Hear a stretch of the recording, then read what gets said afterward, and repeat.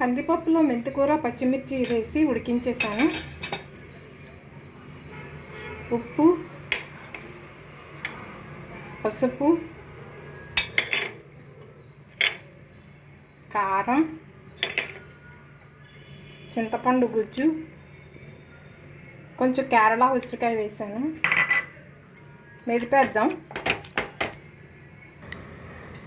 ఇప్పుడు తిరుగుమాత పెట్టేద్దాం. ఆవాలు, జీలకర్ర, మెంతులు, వెల్లుల్లిపాయ వేసేద్దాం. కొంచెం హింగు, ఎండుమిర్చి, కరివేపాకు,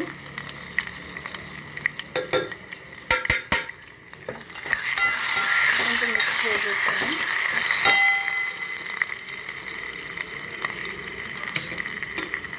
ఉప్పు సరి తీసుకున్న పప్పు మిశ్రమం ఇందులో వేసేద్దాం.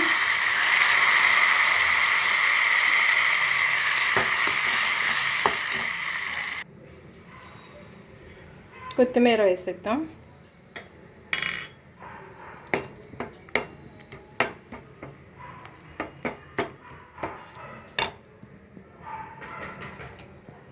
కందిపప్పు, మెంతికూర, పులుసు కూర సిద్ధం.